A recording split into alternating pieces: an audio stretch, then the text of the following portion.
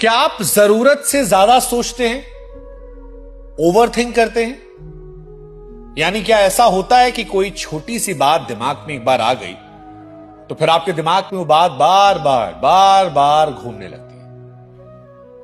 आप काम कुछ और कर रहे हैं लेकिन मन जो है कहीं और अटका है। किसी से बात हो रही थी, खत्म हो गई, वो चला गया, लेकिन वो बात या उसके शब्द जो हैं आपके दिमाग में चल रहे हैं।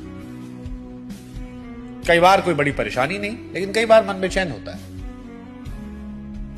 कभी पुरानी बातें याद आती हैं तो कभी आने वाले समय की चिंता आपको सताती है। कई बार ये दिन में होता है, शाम को होता है, रात को थोड़ा ज्यादा बढ़ जाता है। होता है ऐसा? वेल, अगर आपको ये जाना पहचाना लग रहा है तो ये कोई कमजोरी नहीं है, ये ओवर थिंकिंग है। और अगले कुछ मिनट में आज हम समझने वाले हैं कि ओवर थिंकिंग होती क्या है, दिमाग क्यों ओवर थिंक करता है, रिश्तों में ओवर थिंकिंग कैसे घुस आती है और रिलेशनशिप को स्पॉइल कर देती है, और ओवर थिंकिंग हमारी खुद की वर्थ, सेल्फ वर्थ पर कैसे असर डालती है, हमारे साथ हमारे रिश्ते को कैसे खराब कर देती है। अब शुरुआत इसकी बड़े आसान सवाल से कि ओवर थिंकिंग होती क्या है। तो देखिए, ओवर थिंकिंग का मतलब सिर्फ ज्यादा सोचना नहीं होता।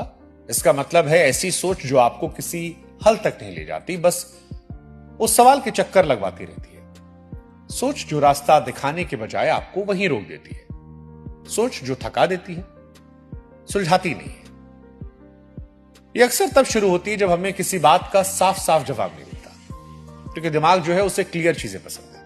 देखते हैं, बाद में बता देंगे, ये वाले जवाब जब मिलते हैं तो वो बेचैन होने लगता है। फिर वो खुद अपनी कहानी बनाने लगता है कि अगर ऐसा हुआ तो ये हो जाएगा, अगर मैं गलत निकला तो वो, अगर लोग कुछ और समझ बैठे तो, और ऐसे बहुत सारे अगर मगर लेकिन चलने लगता है। वैसे सोचना इंसान की सबसे बड़ी ताकत है। हम सोचते हैं ताकि सीख सके, आगे की तैयारी कर सके, खुद को सेफ महसूस करा सके। लेकिन दिक्कत तब शुरू होती है जब सोच मदद करने की बजाय डर से चलने लगती है।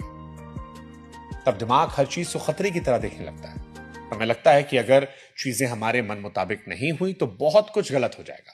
सोचना जरूरी है, लेकिन जब सोच जीने से रोकने लगे तो उसे पकड़ने से बेहतर है कि धीरे से छोड़ दीजिए। All is well.